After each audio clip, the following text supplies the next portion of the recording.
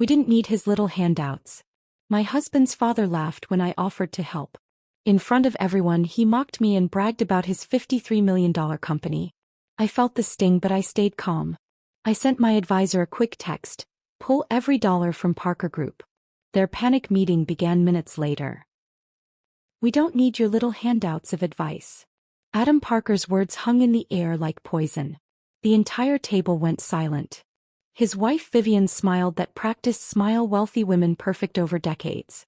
Zachary, my husband, looked down at his plate and said nothing. His sister Emma smirked behind her napkin. His brother Noah suddenly found his wine glass fascinating. Before we continue, I want to thank you for being here and sharing these stories about claiming your worth. If you believe everyone deserves respect regardless of their background, please consider subscribing. It's free and helps us reach more people who need to hear this. Now let's see what happened next.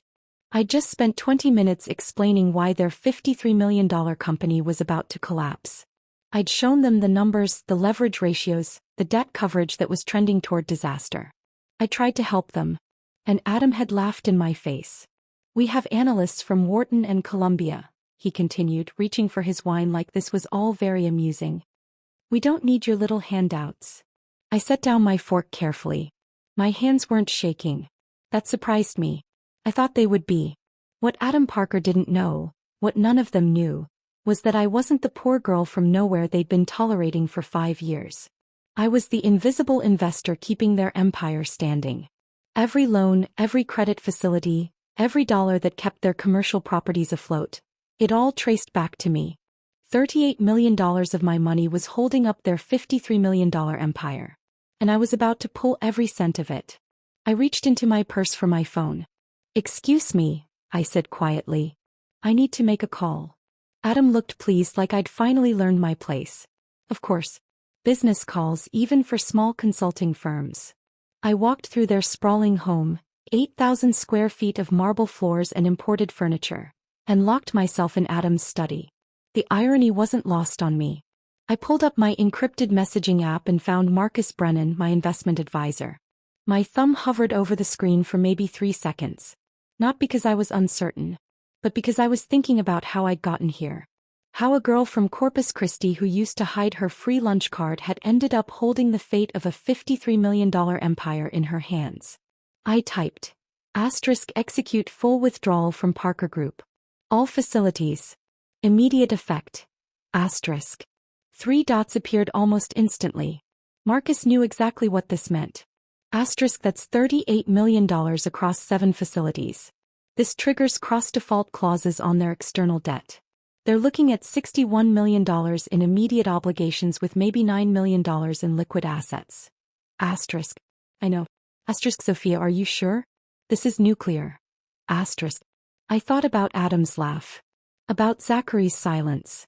About 5 years of being treated like a charity case who should be grateful for scraps of acceptance. I've never been more sure. And Marcus, make sure Adam gets the notifications directly. I want him to see it tonight. Understood. Dorothy would be proud. I stared at that message. Dorothy. God, I wish she could see this. But she'd prepared me for it. She'd seen it coming years before I did. Dorothy Whitmore had been 82 years old when she walked into my tiny office on a Tuesday afternoon 6 years ago. I was 24, drowning in student loan debt, running a struggling financial consulting firm out of a converted storage room in South Austin. I had 3 clients, all of them small businesses barely scraping by, and I was 1 bad month away from losing everything. Dorothy wore a crisp linen suit and had white hair cut sharp as a blade. She sat across from my second-hand desk and said, "Mrs. Chin speaks very highly of you. I need someone to review my estate planning." I'd almost said no. I'd never worked with someone that wealthy. I could tell just by looking at her. The way she carried herself, the quality of her clothes, the weight of old money that didn't need to announce itself. But I needed the work. So I said yes. What I didn't know then was that Dorothy wasn't just looking for an estate planner. She was looking for someone like her. Someone who'd grown up with nothing. Someone who understood what money actually meant. "Tell me about yourself," she'd said during that first meeting. So I did. I told her about growing up in Corpus Christi, about my mother who cleaned houses for wealthy families on the north side of town, About my father who drove trucks until the accident left him disabled when I was 9. I told her about learning to calculate the cost of everything. Generic cereal versus name brand thrift store clothes. The free lunch card I'd hide in my palm so the other kids wouldn't see. Dorothy had listened without interrupting. When I finished, she nodded slowly. Good, she said. You know what money actually means. Most people born with it never learn. She hired me. Then she did something I never expected. She mentored me. For 3 years, Dorothy taught me everything. Not just about finance, though she was brilliant at that. She'd made her fortune in West Texas oil fields in the 1960s. A woman in a man's world who'd learned to be smarter, faster, and more ruthless than anyone expected. But she taught me about power too. About strategy. About invisibility as a weapon. The most dangerous people in any room, she told me once, are the ones everyone underestimates. Learn to be underestimated, Sophia. Let them think you're small. Let them think you're insignificant. Then show them what it costs when they're wrong. I hadn't understood what she meant. Not really. Not until later. Dorothy died 3 years after we met. Pancreatic cancer, quick and brutal. She left me everything, $48 million in trusts and LLCs and investment vehicles so complex that even forensic accountants couldn't trace them all back to me. She left me a handwritten note too on her personal stationery. Asterisk, don't make my mistake. Don't spend your life proving you belong. Let them underestimate you. Then show them what it costs. Sis. I'd cried when I read it. Not just because she was gone, but because I still didn't fully understand what she was trying to tell me. I understood now. I'd grown up in a neighborhood in Corpus Christi where the paint peeled off houses like sunburned skin. Where my mother came home exhausted every evening, carrying Tupperware containers filled with leftovers from the families she cleaned for. Half a casserole, leftover roast chicken, things they'd throw away otherwise. She'd wash those containers carefully and return them the next day, and I'd pretend not to notice the humiliation in the way she never quite met their eyes. My father's disability check was $1,100 a month. It had to cover rent, utilities, food, his pain medication, everything. I learned to manage our finances when I was 15 years old. I found tax credits my parents didn't know existed. I called the electric company to negotiate payment plans. I discovered that if you asked the right questions in the right tone, polite but firm, respectful but persistent, even people whose job was to say no would sometimes say yes. I had a gift for numbers, for seeing patterns, for understanding how money moved and where it leaked. My high school guidance counselor, Mrs. Chin, noticed. She called me into her office during my junior year and said, "Sophia, you're too smart to stay stuck here. Have you thought about college?" I hadn't. College was for other people. People whose parents could help with applications, who didn't need to work 30 hours a week just to keep the lights on. But Mrs. Chin was relentless. She helped me apply to UT Austin. She helped me write scholarship essays, stayed late 3 nights a week to review them with me. When the acceptance letter came, full scholarship, room and board included, I stood in our tiny kitchen and cried. Mama held me so tight I thought my ribs might crack. For the first time in my life I felt like maybe I wasn't invisible. College was different. UT Austin was full of students who'd gone to private schools, whose parents were doctors and lawyers, who talked casually about spring breaks in Cabo and summer internships arranged with a single phone call. I worked 3 part-time jobs. I studied in library bathrooms between shifts. I graduated with honors in finance and $60,000 in student loan debt. I started my consulting firm because I couldn't afford to take an unpaid internship at a big firm. It barely kept me afloat. I lived in a studio apartment with a Murphy bed that didn't fold up right. I ate ramen more nights than I care to remember. Then Dorothy walked into my life and changed everything. She'd been Mrs. Chen's college roommate decades ago. When Mrs. Chen told her about me, Dorothy came to see for herself. She mentored me. She invested in me. And when she died, she left me everything. $48 million that no one knew about. I kept it hidden when I met Zachary Parker 2 years later at a charity fundraiser. I wanted to know if he'd love me for who I was, not what I had. I thought if his family accepted me without knowing about the money, it would mean something real. I'd been so naive. My phone buzzed in my hand. Marcus, asterisk done. Notifications sent. Processing will complete in 12 minutes. Asterisk. 12 minutes until their world ended. I stood in Adam Parker's study, surrounded by photographs of his business triumphs, his framed deals, his monuments to himself. There wasn't a single photo of his children. Not one picture of Zachary or Emma or Noah. Just Adam's empire displayed like trophies. I thought about Dorothy's note. About invisibility as a weapon. About being underestimated.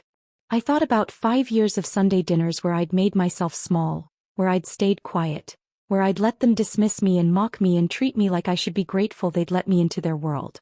They'd called my insights little handouts. They were about to learn what real handouts looked like. I checked my reflection in the window, smoothed my dress, steadied my breathing, and walked back to the dining table. 8 minutes left. I returned to the dining room and slid back into my chair. The salmon on my plate had gone cold, but I cut into it anyway, my movements deliberate and calm. Around me, conversation continued like nothing had changed. Emma was telling some story about a boutique opening in River Oaks. Noah was refilling his wine glass. Vivian was nodding along with that practiced interest wealthy women use when they're not really listening. Zachary glanced at me. "Everything okay?" "Fine," I said. "Just work." He smiled and turned back to his brother. He didn't ask what kind of work. He never did. I counted down in my head. 7 minutes left. It's strange how clearly you can see the truth when you finally stop looking away from it. Sitting there at that table watching Zachary laugh at his father's jokes, I could pinpoint the exact moment I should have known this would never work. It was our wedding day. We'd gotten married on a beach in Port Aransas. Small ceremony, just family, the way Zachary had wanted it. His mother Vivian had kissed my cheek and said, "Welcome to the family, dear," in a tone that sounded more like condolence than congratulation. His father Adam had shaken my hand with a grip that lasted half a second too short, like he was touching something unpleasant. His sister Emma had barely looked at me. His brother Noah had asked what I did for a living, and when I said financial consulting, he'd smiled like I'd told a joke. I told myself it didn't matter. I told myself they'd warm up eventually. I told myself Zachary loved me and that was enough. God, I'd been so naive. I met Zachary 2 years after Dorothy died at a charity fundraiser I almost didn't attend. It was one of those black tie events where tickets cost more than I used to make in a month. My consulting firm had been hired to advise the organization on financial planning, so I was invited. I'd stood in my closet for an hour trying to figure out what to wear. Everything I owned felt wrong. Too cheap, too plain, too obviously not from the right stores. I finally settled on a simple black dress from Marshall's that had cost $40 and made me feel like an imposter. The venue was the Four Seasons. Crystal chandeliers. String quartet. Women in gowns that cost more than my monthly rent. I'd gotten a glass of wine from the bar and was calculating how soon I could leave without being rude when Zachary approached me. "You look like you'd rather be anywhere else," he'd said, smiling. I'd almost lied. Almost given him the polite response. But something about his smile made me honest. Is it that obvious? Only to someone who feels the same way. He'd extended his hand. Zachary Parker. He was handsome, dark hair, easy smile, the kind of confidence that comes from never being told no. But he didn't seem to notice my cheap dress or my Target heels. He asked about my work. Actually listened when I talked about financial consulting, about helping small businesses manage cash flow and plan for growth. He laughed at my jokes. He told me his family owned a commercial real estate company, but he didn't brag about it. Kind. Genuine. Different from the men I usually met who wanted to know what I could do for them before they'd give me 5 minutes of their time. When he asked for my number, I gave it to him. When he called the next day, I said yes to dinner. I didn't know I was saying yes to 5 years of slow-motion heartbreak. The first year was perfect, or I thought it was. Zachary took me to nice restaurants but never made me feel like I didn't belong there. He asked about my childhood, my parents, seemed genuinely interested in where I came from. He didn't flinch when I told him about the thrift store clothes and the free lunch card. He said it made him respect me more, that I'd built something from nothing. I believed him. God, I believed him. I kept my wealth hidden. Dorothy's fortune stayed invisible, locked in trusts and investment vehicles so complex that even Zachary's family's accountants wouldn't spot them. I wanted him to love me for me, not for what I had. I wanted to know if this was real. Looking back, I can see all the signs I missed. The way he'd casually mention his family's wealth, not bragging exactly, but making sure I understood the world he came from. The way he'd pick up every check without asking if I wanted to split it, like the idea of me paying was absurd. The way he'd introduce me to his friends. "This is Sophia. She's a financial consultant." She's brilliant. Built her own business from scratch. Always emphasizing the from scratch part like it was the most interesting thing about me. But I told myself I was being paranoid. I told myself he was just proud of me. I told myself this was what love looked like. Someone who saw past my background and loved me anyway. The word, anyway, should have been my first clue. We got engaged after 8 months. Married 6 months after that.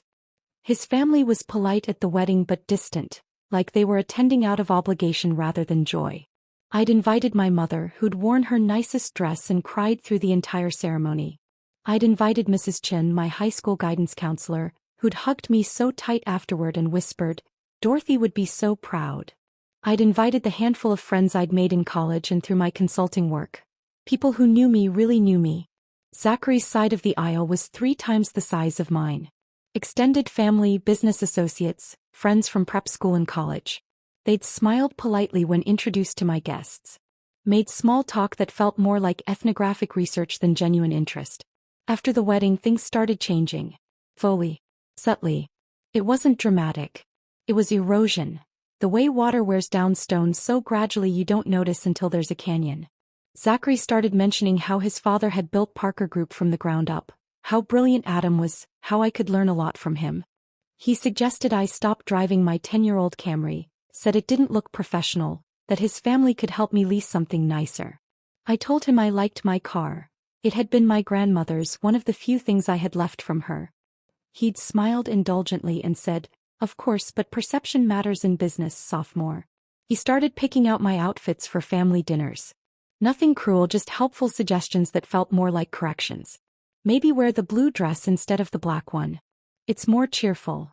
Those earrings are nice, but these would look better with that outfit. I told myself he was trying to help, that he knew his family better than I did. When I'd offer opinions about business or finance, my actual area of expertise, he'd smile and say, "You're smart, Soph, but this is a different level." Different level. Like I was playing junior varsity while his family was in the pros. He started repeating his father's phrases.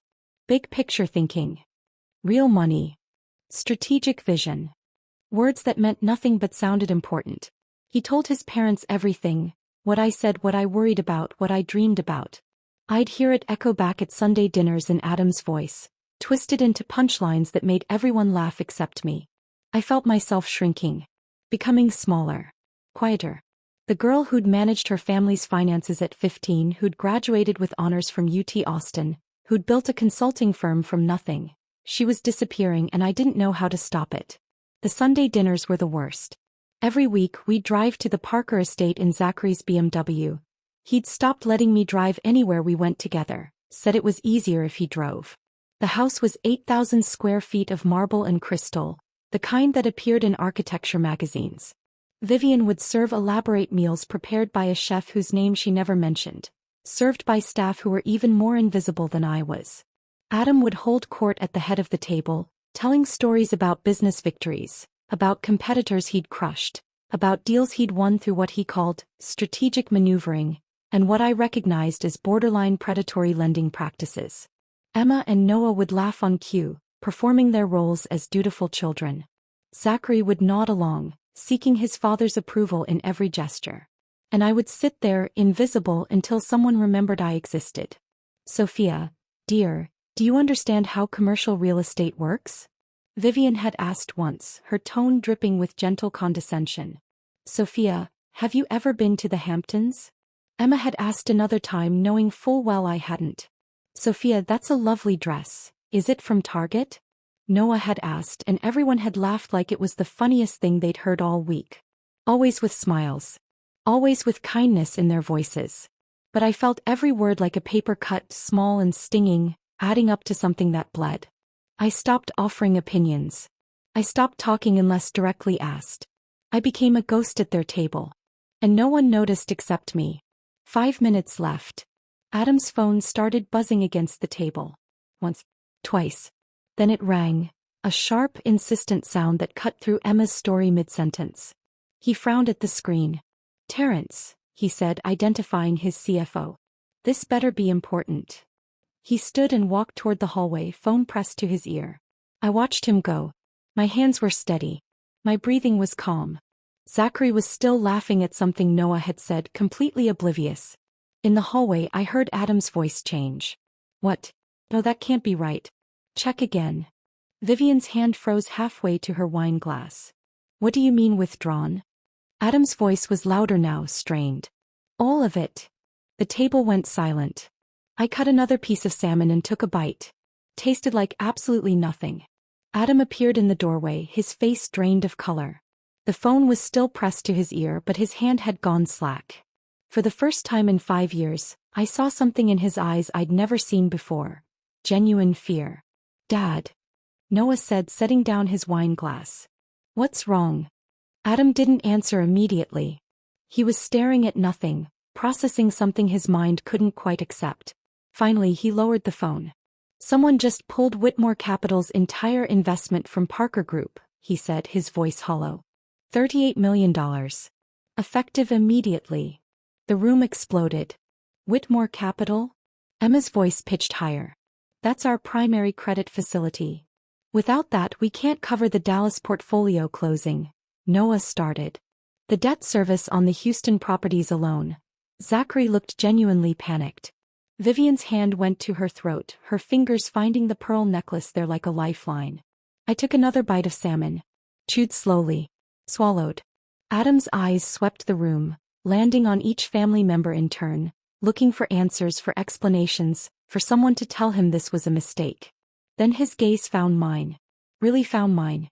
And I watched the realization dawn across his face like a sunrise.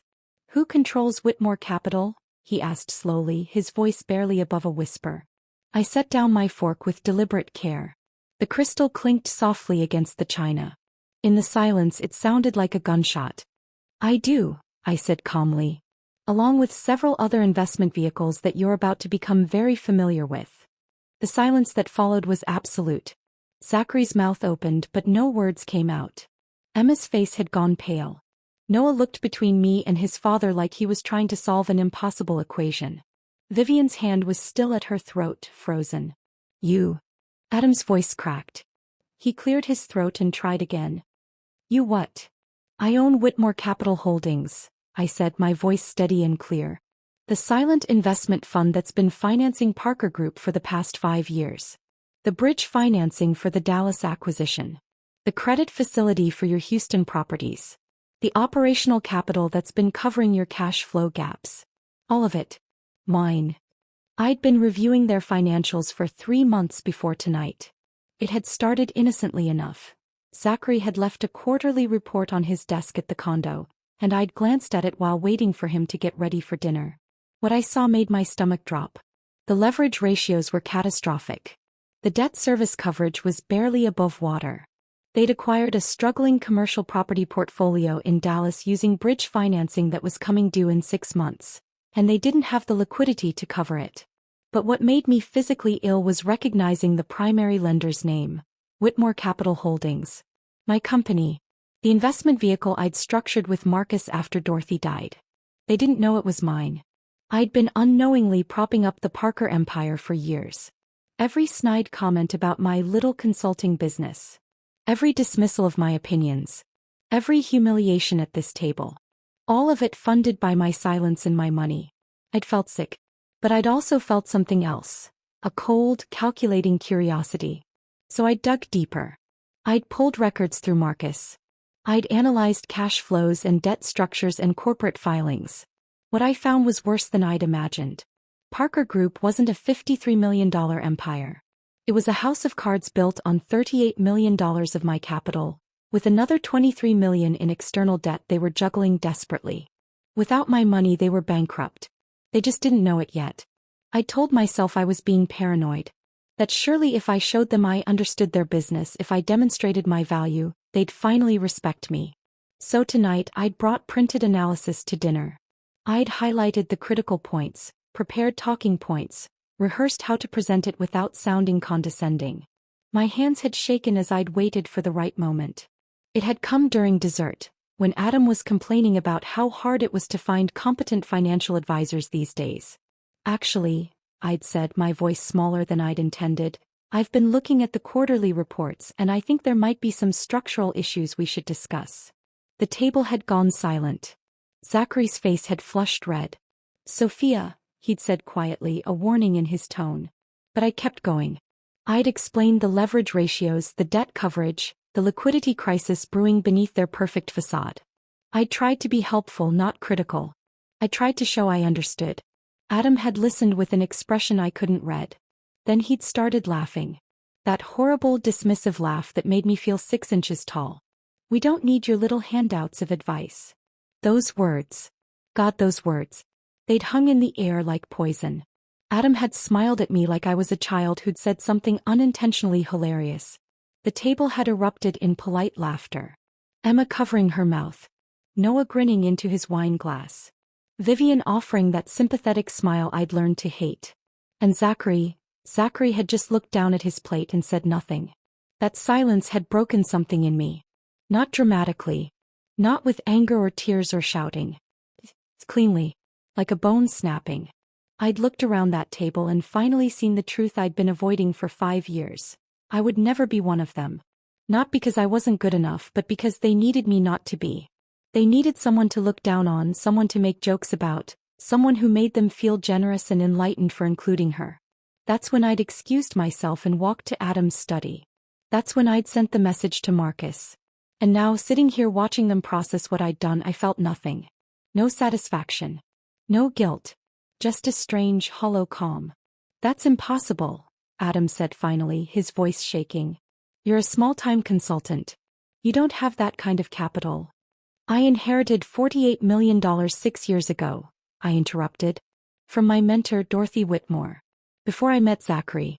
I kept it quiet because I wanted to know if your family would accept me without it." I looked around the table. Turns out the answer was no. "Sophia," Zachary found his voice finally, desperate and confused. "I don't understand. Why wouldn't you tell me? I'm your husband." "Are you?" I looked at him. Really looked at him. "When's my mother's birthday, Zachary?" Silence. "What's the name of the hospice where my father died?" "You gave a speech at his funeral. A beautiful speech about family and loss. What was the hospice called?" More silence. His face had gone white. "My mother's name is Rita. Her birthday is April 7th. My father died at Seaside Palliative Care 3 years ago." My voice was steady, almost gentle. "You never remembered because you never cared enough to listen. None of you did." I stood up, my chair scraping against the marble floor. I pulled off my wedding ring, the one Vivian had chosen because she deemed my taste a bit pedestrian, and set it on the white tablecloth beside my plate. "For 5 years I've sat at this table and made myself invisible," I said quietly. "I've listened to you mock my background, dismiss my opinions, treat me like a charity case who should be grateful you let me into your world. I've watched my husband choose your approval over my dignity again and again and again." Adam's phone started buzzing on the table. Emergency notifications. Default alerts. The beginning of the end. "You told me you don't need my little handouts," I said, meeting Adam's eyes. "So I'm taking them back. All of them. You have about 40 minutes before your emergency board meeting starts. I'd suggest you use that time wisely." "Sophia, wait." Vivian stood up, her voice trembling. "Please. Think about what you're doing. Think about your marriage. Your future." "I have been thinking about my future," I said. "For 5 years I've thought about how to earn your respect, your acceptance, your basic human decency. I'm done thinking about it. I'm done performing for people who'll never see me as anything more than the poor girl who got lucky." I picked up my purse and walked toward the entry hall. Behind me I heard chairs scraping. Voices rising. Adam barking orders into his phone. Zachary calling my name. I didn't turn around. I walked out into the November night, got into my Camry, the one they'd always been embarrassed by, and drove away.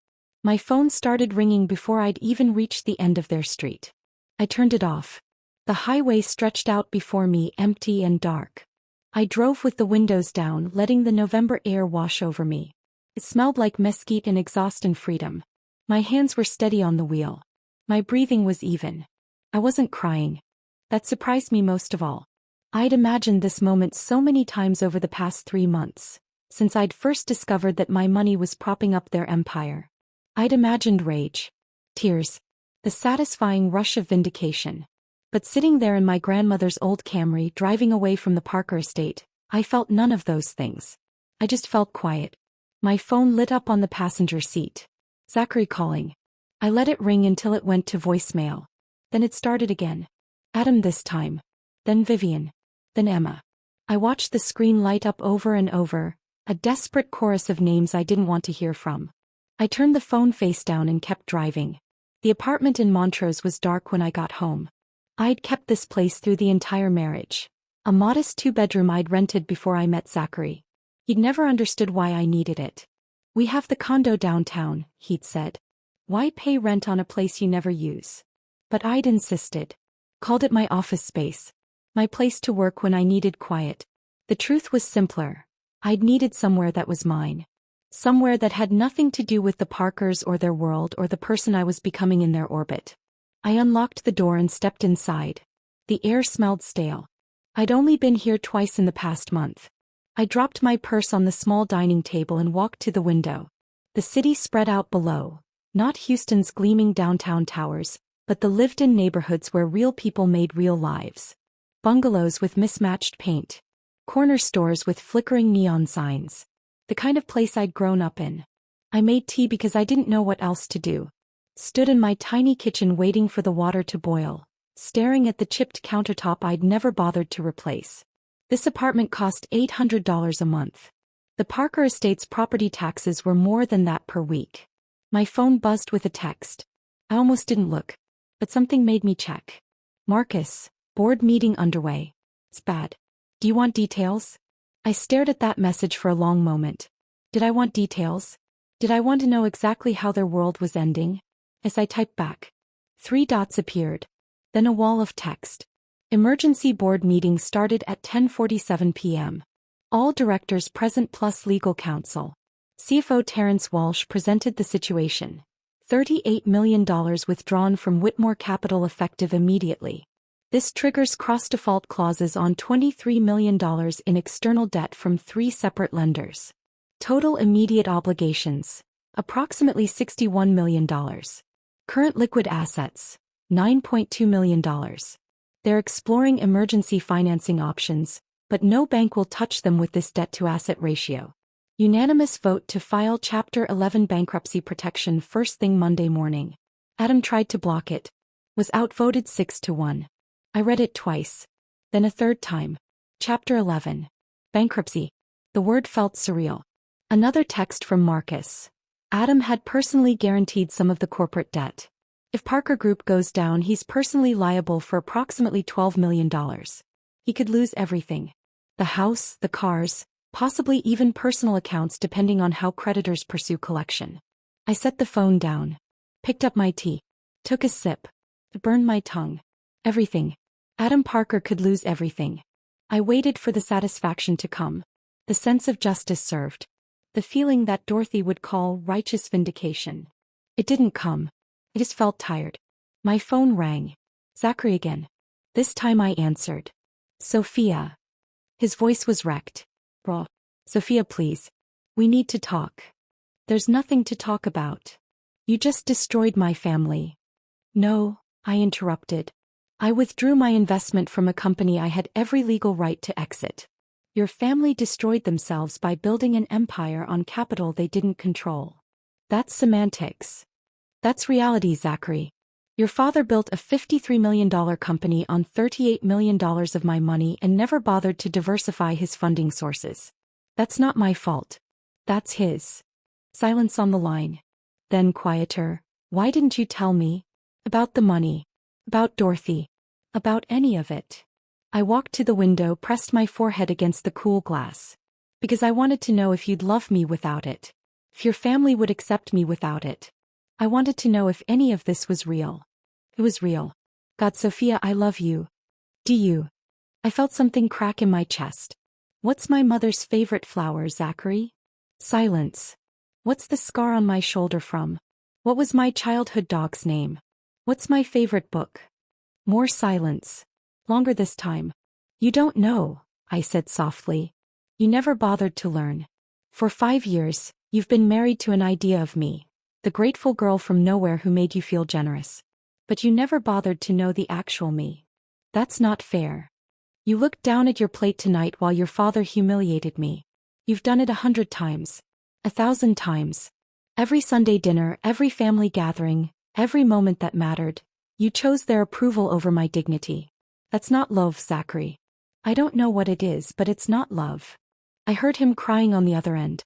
Actual sobs. In 5 years of marriage, I'd never heard him cry. I'm sorry, he choked out. God, Sophia, I'm so sorry. I see it now. I see what we did. What I did. Please. Please give me a chance to fix it. There's nothing to fix, I said. This is just the truth finally being visible. Your family's business is failing because it was built on borrowed ground. Our marriage is ending because it was built on borrowed respect. Neither of those things is my responsibility to save. What about the employees? His voice turned desperate, grasping. Parker Group has 73 employees. People with families. Mortgages. Kids in college. They're going to lose their jobs because of what you did. No, I cut him off. They're going to lose their jobs because your father mismanaged his company. Because he over-leveraged his assets and undercapitalized his reserves. Because he built an empire on someone else's foundation and called it success. Don't you dare put that on me. But you could fix it. You could reinvest. Just enough to keep us afloat through restructuring. Why would I do that? Because. He struggled for words. Because we're family. Because you loved me once. Because it's the right thing to do. I laughed. It came out bitter and broken. The right thing to do. The right thing would have been treating me with basic human respect for the past 5 years. The right thing would have been your father listening when I tried to help instead of laughing in my face. The right thing would have been you defending me. Just once. Just one time standing up and saying, don't talk to my wife like that. But you never did. None of you did. Sophia, please. My lawyer will send the divorce papers, I said. You can keep everything that's legally yours. I don't want any of it. Don't do this. It's already done, Zachary. It was done the moment you sat there and said nothing while your father called my concerns little handouts. It was done the moment you chose them over me for the 1,000th time. I just finally stopped pretending otherwise. I ended the call. Turned off my phone. Sat down on my second-hand couch in my $800 apartment and stared at the wall. The tea had gone cold in my hands. Outside, the city hummed with life. Cars passing. Sirens in the distance. Someone's music thumping through thin walls. The sounds of people living their ordinary lives, unaware that a few miles away an empire was crumbling. I thought about Adam Parker sitting in that emergency board meeting, watching his life's work collapse in real time. I thought about Vivian probably already calling her friends, trying to control the narrative before it got out. I thought about Emma and Noah scrambling to figure out how this affected their trust funds, their futures. I thought about Zachary, who just lost both his family's business and his wife in the same night. I waited for guilt to come. For regret. For the hollow feeling Dorothy used to warn me about. The emptiness that comes after revenge when you realize victory doesn't fill the hole that hurt left behind. But I didn't feel empty. I felt like I could finally breathe. My phone was off, but I could imagine the messages piling up. The voicemails. The desperate attempts to negotiate, to bargain, to make me responsible for fixing what I hadn't broken. I didn't turn it back on. Instead, I finished my cold tea, went to my bedroom and lay down fully clothed on top of the covers. Stared at the ceiling with its water stain in the corner that looked like a map of Italy. In the morning I'd call my lawyer. I'd start divorce proceedings. I'd begin the legal process of permanently separating my life from the Parkers. But tonight I just lay there in the dark, listening to the city outside my window and let myself be free. I woke up to sunlight streaming through unfamiliar windows. For a moment I didn't remember where I was. Then it came back. The apartment in Montrose, the one I'd kept secret, the place that was mine alone. I'd slept in my clothes. My makeup was smeared across the pillow. My phone was still off, sitting on the nightstand like a dead thing. It was Monday morning. The Parker Group would be filing for bankruptcy protection today. I got up, showered, changed into jeans and a sweater. Clothes I never wore to family dinners, clothes that were comfortable instead of carefully chosen. I made coffee in my small kitchen and stood at the window watching the neighborhood wake up. A man walking his dog. A woman in scrubs heading to her car for an early shift. Normal people living normal lives. I turned on my phone. 43 missed calls. 27 voicemails. 61 text messages. I didn't read them.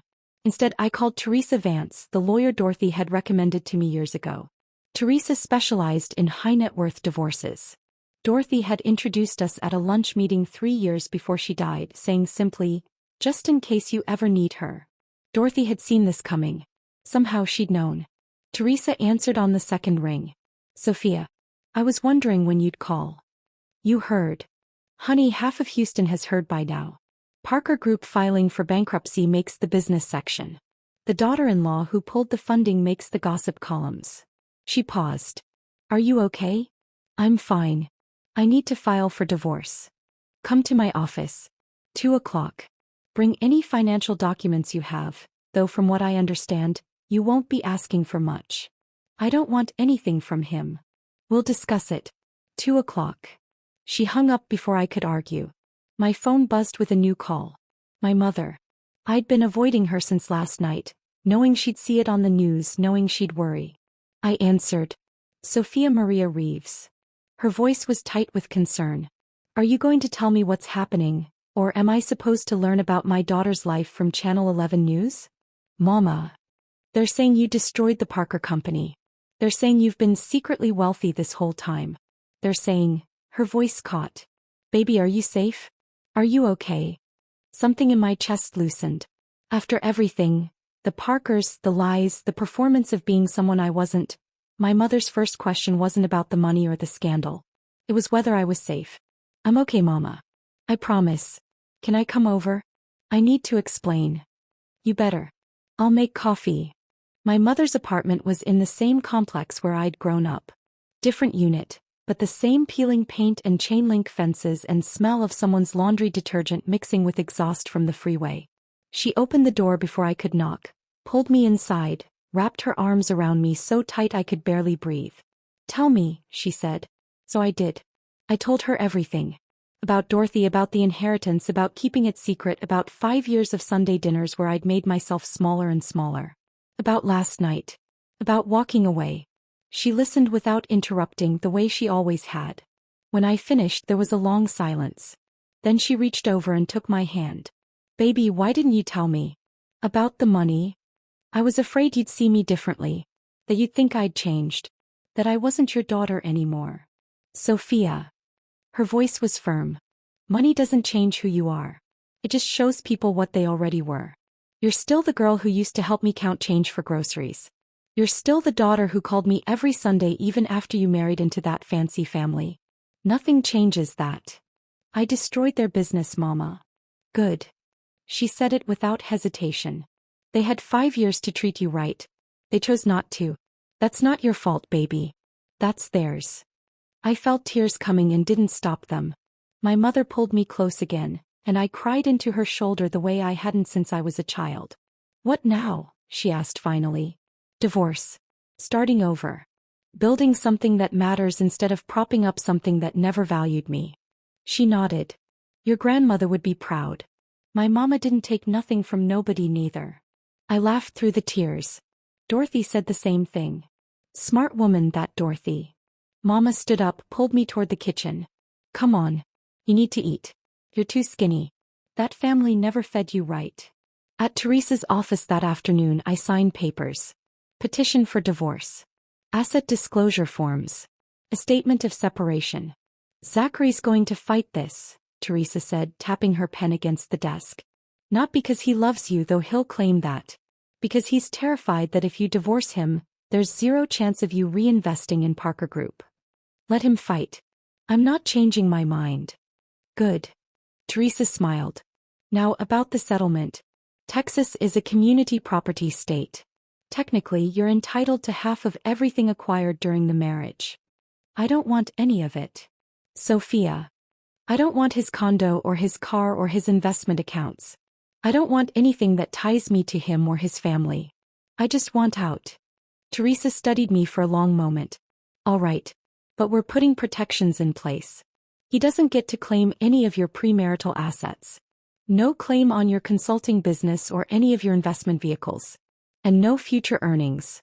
Whatever you build after this, he has zero stake in it." "Fine. And one more thing." Teresa leaned forward. They're going to come after you. Not just legally, though Adam will probably try. But socially. They'll leak stories. They'll paint you as the villain. The manipulative gold digger who conned their way into the family and destroyed them. Are you prepared for that? I thought about it. About the country club crowd, about the charity circuit, about all the people who'd smiled at me at events while wondering how someone like me had ended up with someone like Zachary. Let them talk, I said. I'm done performing for people who were never going to accept me anyway. My phone rang as I was leaving Teresa's office. A number I didn't recognize. I almost didn't answer, but something made me pick up. Sophia Reeves? Yes. This is Jennifer Walsh with the Houston Chronicle. I'm writing a story about Parker Group's bankruptcy filing. I was hoping to get a comment from you about your decision to withdraw your investment. I stopped walking. How did you get this number? Public records. Your consulting firm is listed as a subsidiary of Whitmore Capital Holdings. I'm just doing my job, Ms. Reeves. Do you have any comment on the bankruptcy? I should have hung up. Teresa would have told me to hang up. But something in me, the girl from Corpus Christi who'd learned to be invisible, who'd spent 5 years being dismissed, wanted to be heard. Parker Group's financial difficulties stem from over-leveraging their assets and poor capital management, I said. As an investor, I exercised my legal right to withdraw my capital when I determined the company was no longer a sound investment. That's standard business practice. If you want to know why they're filing for bankruptcy, you should ask their CEO why he built a $53 million company on someone else's foundation and never bothered to diversify his funding sources. Silence on the other end. Then, can I quote you on that? Every word. I hung up. Teresa was going to kill me. But I didn't care. I'd been silent for 5 years. I'd made myself small and quiet and invisible. I was done being invisible. I drove back to my apartment as the sun set, painting the Houston sky in oranges and purples. My phone kept ringing. More journalists probably, or maybe the Parkers trying different numbers. I turned it off again. Inside my apartment I made dinner. Real dinner, not the elaborate meals Vivian's chef prepared. Just pasta with olive oil and garlic, the kind of thing my mother used to make when money was tight. I ate alone at my small table looking out at the city lights. And for the first time in 5 years I felt like myself. The pasta tasted like nothing, but I finished it anyway. Washed the dish. Dried it. Put it back in the cabinet. Small, deliberate actions that felt like reclaiming normalcy. My phone buzzed on the counter. I turned it back on after talking to my mother, and now it wouldn't stop. Another voicemail. Another text. The world demanding explanations, reactions, statements. I ignored all of it except one name. Marcus. His text was brief. Asterisk, call me when you can. Not urgent but important. Asterisk. I called. Sophia. His voice was different than it had been this morning. Heavier. I need to tell you something and you're not going to like it.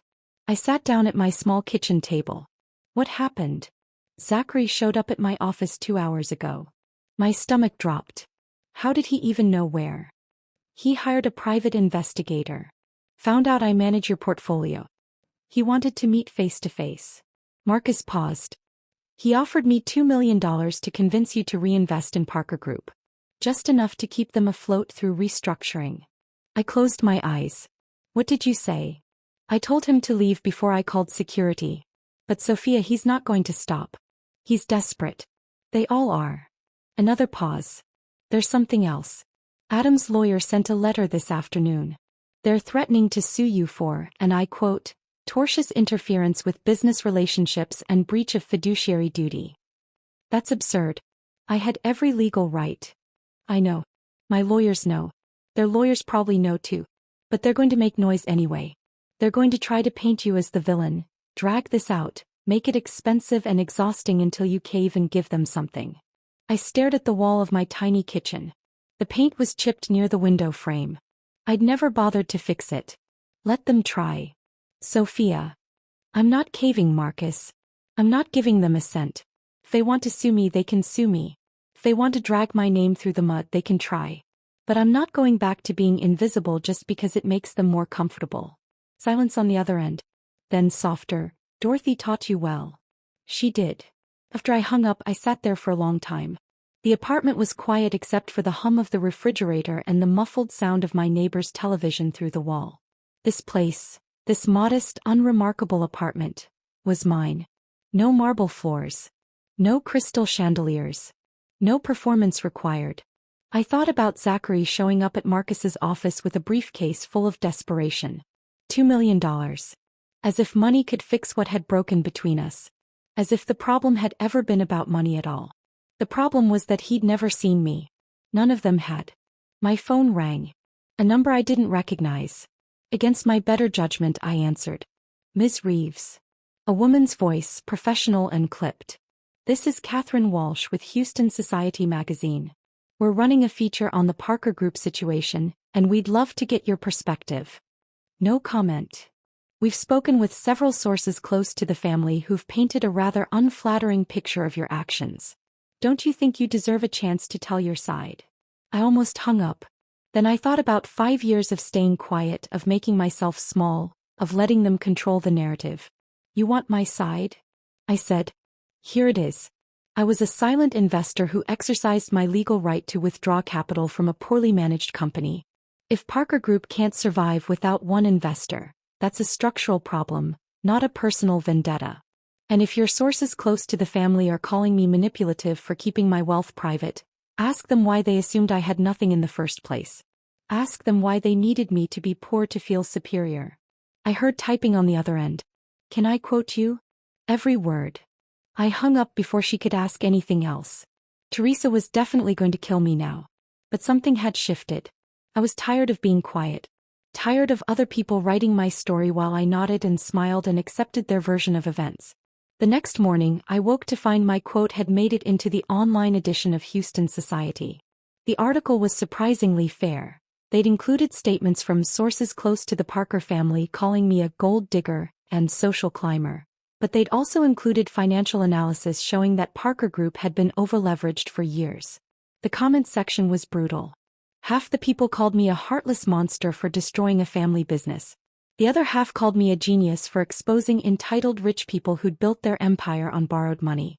I read 3 comments and then closed the browser. Other people's opinions of me had controlled too much of my life already. My phone rang. Zachary. This time I answered. Sophia, please. Just 5 minutes. Face to face. That's all I'm asking. I should have said no. But something in his voice, not the desperation but something underneath it, made me hesitate. 1 coffee, I said. Public place. 30 minutes. Thank you. God, thank you. This doesn't change anything, Zachary. I'm still filing for divorce. I'm still not reinvesting. But if you want to talk, we can talk. Once. We met at a coffee shop in Montrose, the kind of place the Parkers would never set foot in. Mismatched furniture, local art on the walls, a menu board with prices in chalk. Zachary looked terrible when he walked in. Unshaven, his expensive shirt wrinkled, dark circles under his eyes. He sat across from me and for a long moment neither of us spoke. I'm not here to ask you to save the company, he said finally. I know that's done. The bankruptcy is going through. Dad's losing the house.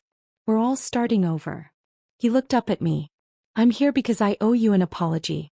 A real one. I waited. I didn't see you, he said, his voice cracking. For 5 years I didn't see you. I saw the version I wanted. The woman from humble beginnings who'd be grateful for my family's world, who'd make me feel like a good person for loving you. But I never saw who you actually were. I never asked the right questions. I never defended you when it mattered. He wiped his eyes. You asked me what your mother's favorite flower was. I still don't know. I should know. I should know everything about you. But I was too busy trying to turn you into who I wanted you to be. I felt something crack in my chest. Not forgiveness, not yet, maybe never, but recognition. This was real. This was the man I'd thought I was marrying before his family got to him, before he chose them over me again and again. Thank you for saying that, I said quietly. I think it's the most honest you've ever been with me. Does it change anything? I shook my head. I can't unlive 5 years of being invisible. I can't unfeel what it was like to sit at that table and have your father mock me while you said nothing. The damage is done, Zachary. He nodded slowly. I know. I wanted you to know that I see it now. I see what I did. What we all did. We sat there for a while longer, 2 people who'd been married for 5 years and had somehow never really known each other at all. For what it's worth, he said as he stood to leave, I think Dorothy would be proud of you. Not for destroying us, though we probably deserved it, but for refusing to disappear. For claiming your worth even when it cost you everything. After he left, I sat alone with my coffee going cold, watching people come and go. A young couple laughing over shared pastries. An older woman reading a paperback novel. A man working on a laptop, headphones blocking out the world. Normal people. Living normal lives. Not performing for anyone. I pulled out my phone and opened my notes app. Started typing. The Whitmore Initiative. A foundation providing capital and mentorship to women entrepreneurs from working-class backgrounds. No charity. No condescension. Just investment in people who've been invisible too long. I stared at those words for a long time. Then I called Marcus. I want to start a foundation, I said. I want to use Dorothy's money, my money, to do what she did for me. Find brilliant women who've been overlooked and give them real opportunities. That's a beautiful idea, Marcus said. How much are you thinking? 5 million to start. More as we grow. I'll start drawing up the paperwork. I hung up and looked around the coffee shop. At the art on the walls made by local artists who'd probably never set foot in a gallery. At the mismatched chairs someone had rescued and refinished. At the menu board with its hand-drawn letters. This was real. This was the world I'd come from. The world I'd never really left, even when I'd tried to fit into the Parkers' marble palace. I was going home. Not to Corpus Christi but to myself. And for the first time since that dinner table revelation I smiled. The smile faded as I walked back to my apartment, but the lightness remained. I had a direction now. A purpose that was mine, not borrowed from someone else's expectations. The Whitmore Initiative. Dorothy would have loved the name. Over the next week I threw myself into planning. Marcus connected me with lawyers who specialized in nonprofit formation. I drafted mission statements at my kitchen table, revised them again. I wanted the language to be perfect. Not corporate speak but something that would resonate with women like me, women who'd been told they weren't enough. The divorce papers were filed on a Thursday. Teresa called me that afternoon with an edge in her voice. Zachary's fighting it. On what grounds? He's not contesting the divorce itself, but he's making it complicated. His lawyer is asking for extensions, requesting additional financial disclosures, demanding mediation sessions. She paused. Sophia, he's stalling. And I think I know why. Tell me. His lawyer keeps bringing up the possibility of reconciliation. They're offering you things, half the condo, alimony, though God knows that's laughable given your wealth. But every offer comes with a caveat. They want you to consider reinvesting some capital in Parker Group. Just enough to keep them afloat through restructuring. I closed my eyes. How much? 15 million. No. I know. But they're going to drag this out as long as they can, hoping you'll get tired of the fight and give them something just to make it stop. Teresa's voice softened. Sophia, you need to prepare yourself. This could take months. Maybe longer. And it's going to get ugly. Let it get ugly. I'm not giving them a cent. Good. I'll tell their lawyer we're not interested in any negotiations that involve your capital. Divorce only, no business entanglements. After I hung up, I sat on my couch staring at the wall. $15 million. To them it was a lifeline. To me it was the cost of my dignity for 5 years and they still thought I owed them. My phone buzzed. A text from an unknown number. Asterisk, this is Emma. We need to talk. Asterisk. I should have deleted it. Should have blocked the number. Instead I typed, no we don't. 3 dots appeared. Then, asterisk, you're destroying my family. My parents might lose their home. My father worked his entire life to build that company. You're throwing it away out of spite. Asterisk. I stared at those words. The entitlement. The complete inability to see that they'd done this to themselves. I typed back. Asterisk, your father built his company on my capital and never bothered to tell me. He dismissed my warnings about the structural problems. He mocked me at his dinner table while you all laughed. I don't owe your family anything. If you're looking for someone to blame, look at your father, not at me. Asterisk. I blocked the number before she could respond. 2 days later, Zachary showed up at my apartment. It was late, past 11. I looked through the peephole and almost didn't open the door. He looked terrible. Unshaven, his expensive suit wrinkled like he'd slept in it, dark circles under his eyes that spoke of sleepless nights and desperation. But something in his posture stopped me from walking away. The Parker confidence was gone. He looked broken in a way I'd never seen before. I opened the door but left the chain on. "Zachary, it's late. Please," he said. "5 minutes. That's all I'm asking. Then I'll leave and never bother you again." Against every instinct I let him in. He stood in my living room looking around like he'd never really seen it before. And he hadn't, I realized. In 5 years of marriage, he'd been here maybe 3 times, always briefly, always acting like he was visiting some quaint curiosity rather than a place that mattered to me. "This is nice," he said quietly. "Cozy. It's very you." I didn't respond. Didn't offer him a seat. Just waited. He sat anyway on the edge of my second-hand couch, his hands clasped between his knees like a penitent in church. "I'm not here to ask you to save Parker Group," he said. "I know that's done. The bankruptcy is going through. Dad's losing the house. The lawyers are already negotiating with creditors. We're all starting over from nothing. Then why are you here?" He looked up at me and his eyes were red-rimmed and wet. "Because I need to say I'm sorry. Really sorry. Not the kind where I'm trying to manipulate you into changing your mind. The kind where I finally understand what I did and I need you to know that I see it." I sat down in the chair across from him. Waited. "I didn't see you," he said, his voice cracking. "For 5 years I didn't see you. I saw this version I'd created. The woman from humble beginnings who'd be grateful for my family's world, who'd make me feel generous and enlightened for loving her. But that wasn't you. That was never you." He wiped his eyes with the back of his hand. "You asked me what your mother's favorite flower was and I didn't know. I still don't know. You asked about your father's hospice and I couldn't remember, even though I stood at his funeral and gave a speech about family and love and all this stuff I didn't actually understand. Zachary. Let me finish. Please." He took a shaky breath. "I never defended you because defending you would have meant challenging my father. And I've spent my entire life terrified of challenging him. Terrified of disappointing him. Terrified of losing his approval." He laughed, bitter and broken. "And now I've lost everything anyway. The company, the respect, probably my relationship with my family once they realize I'm not going to keep begging you to save them." "You're not." He shook his head. "I told Dad yesterday that I was done. That if he wanted to blame someone for Parker Group failing he should look in the mirror, not at you. He hasn't spoken to me since." He looked at me directly. "I should have said that 5 years ago. I should have defended you every single time. I should have told them that mocking you was unacceptable, that dismissing you was cruel, that you deserved better than the way they treated you." I felt something crack in my chest. Not forgiveness, not yet, maybe never. But recognition. This was real. This was the man I'd thought I was marrying before his family had shaped him into someone else. "Why now?" I asked. "Why are you finally seeing this now?" "Because losing everything made me realize what actually mattered. And what mattered, what should have always mattered, was you. Actually, not the version I wanted you to be." He stood up slowly. "I know it's too late. I know I destroyed what we had by choosing them over you again and again. But I wanted you to know that I see it now.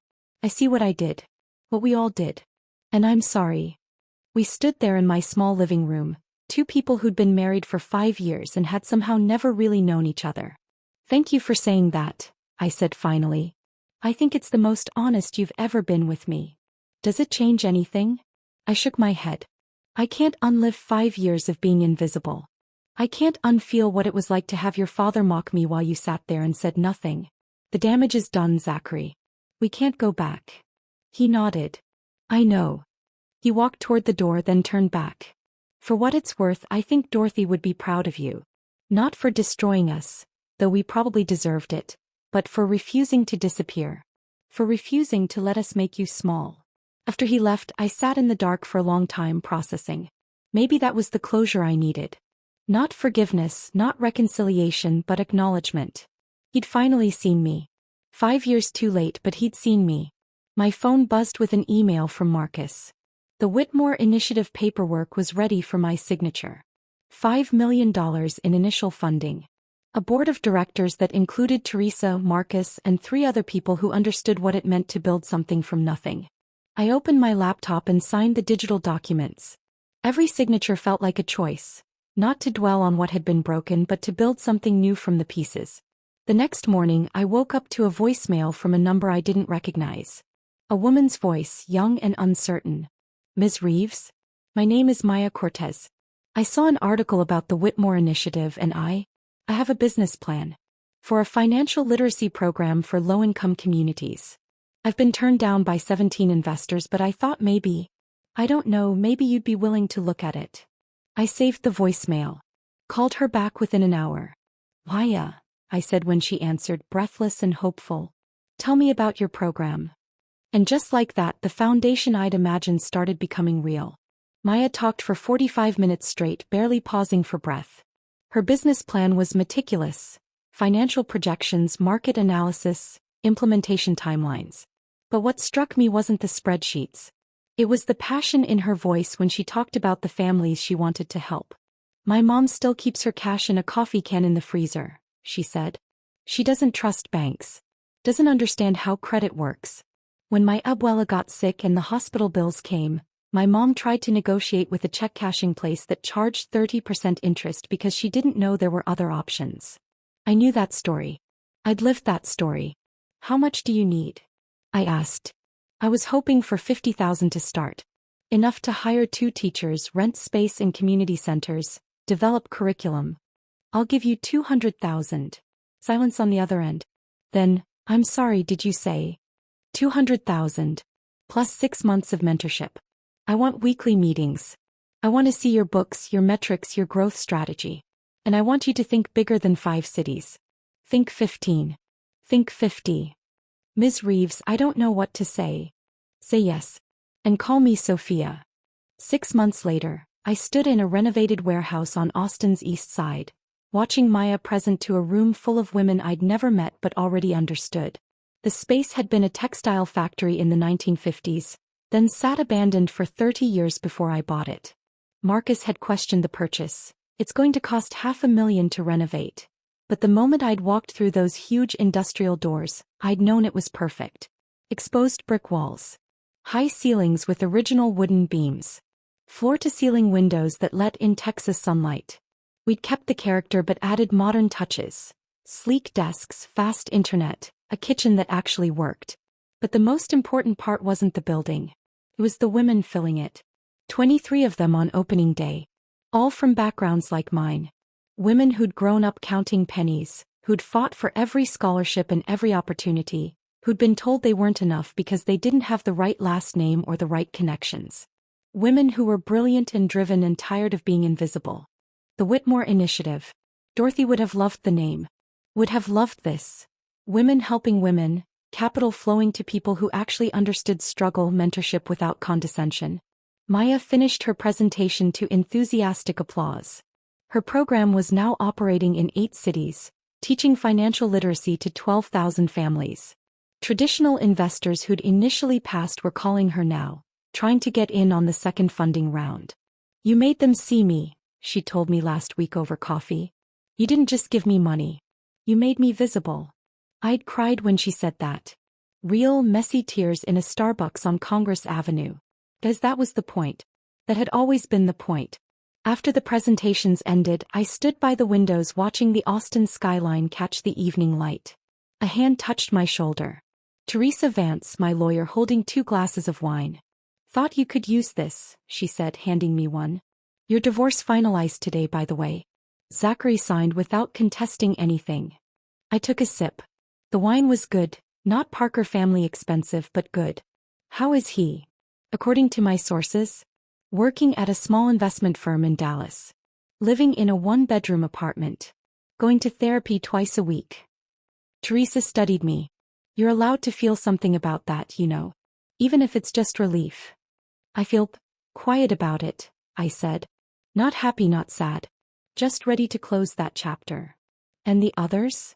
I'd followed the news from a distance, piecing together the aftermath of that November dinner from business filings and occasional updates from Marcus. Parker Group's bankruptcy had finalized 4 months after I walked out. Adam had lost the house, the cars, most of his personal wealth. He was still comfortable by normal standards. Retirement accounts the creditors couldn't touch, a smaller home in a less prestigious neighborhood, but the empire was gone. Vivian had filed for divorce. She'd stood by him through the business collapse, but when she discovered he'd been hiding the extent of their financial exposure from her, something broke. She got the remaining assets in the settlement and moved to Santa Fe. I'd heard she was teaching yoga now, of all things. Emma and Noah both found jobs at other commercial real estate firms, starting at the bottom, learning what it meant to work without their father's name as a shield. And Zachary sent me updates occasionally. Short messages I rarely responded to. He'd gotten a job at a small investment firm. He was in therapy. He was trying to understand how he'd become someone he didn't recognize. I appreciated the updates, but I never responded with more than, "Glad you're doing better." That door was closed. "I don't think about them much anymore," I told Teresa honestly. "Sometimes I wonder if Adam learned anything. If any of them did. But mostly I'm just busy building this." She raised her glass. "To building something that matters." We clinked glasses and drank. The next 2 years blurred together in the best way. The Whitmore initiative grew faster than I'd imagined. 50 women funded. Then 100. Then 200. We expanded to Dallas, to San Antonio, to Houston. Women who'd been told they weren't smart enough, weren't connected enough, weren't enough. They were building businesses, creating jobs, changing their communities. I kept a file of their messages.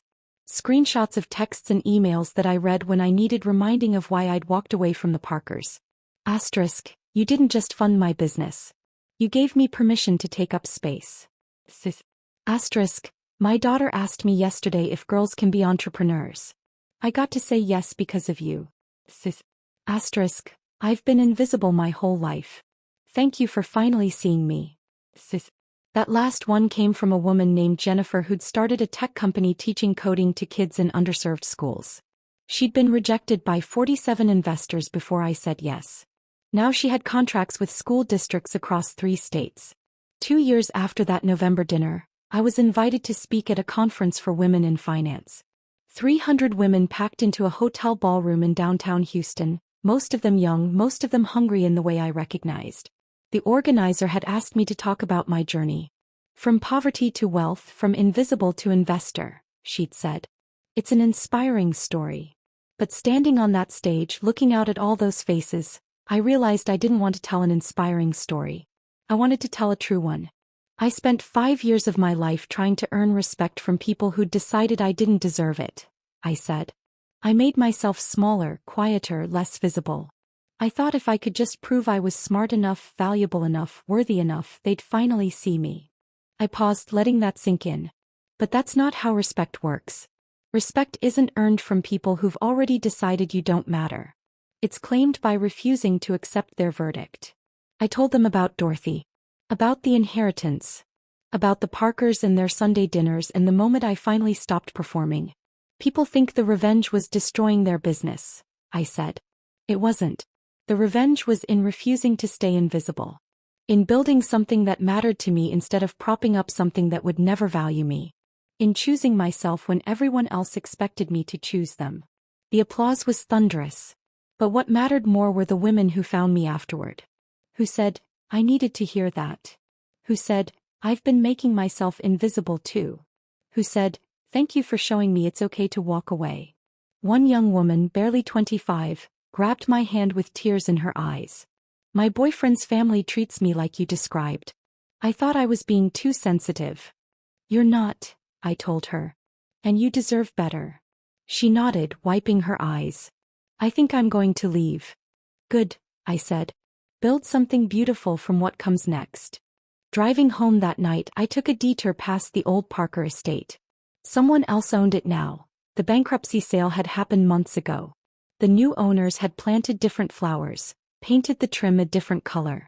It looked smaller than I remembered. Less imposing. Just a house. I didn't stop. Just drove past, noting the change and kept going. My apartment in Montrose was dark when I got home. I'd bought the building last year, converted it into affordable housing for women in the Whitmore initiative. I lived in the same modest 2-bedroom I'd always had. My mother thought I was crazy. You have millions of dollars and you live like a college student, she'd said last week. I live like myself, I'd corrected her. I made tea. Sat by the window. Watched the city lights spread out below me. Somewhere out there, Maya was probably still working on her financial literacy program. Jennifer was probably coding late into the night. 200 women were building businesses, raising families, taking up space in a world that had tried to make them small. And somewhere, maybe, a young woman was sitting at a dinner table being dismissed by people who thought they were better than her. Maybe she'd stay silent. Maybe she'd make herself small. Or maybe, just maybe, she'd remember that her worth wasn't determined by who saw it. Maybe she'd be brave enough to claim it. Even when it cost everything. Because some foundations are meant to fall. And some women are meant to build something better from the rubble. I'd built mine. And I'd never been more visible or more free in my life. If this story of standing up for yourself had you holding your breath, smash that like button right now. My favorite part was when Sophia calmly sent that text message knowing their entire empire would crumble in 12 minutes. What was your favorite moment? Drop it in the comments below. Don't miss more powerful stories like this. Subscribe and hit that notification bell so you never miss an upload. Never miss an upload. Never miss an upload. Never miss an upload. Never miss an upload. Never miss an upload.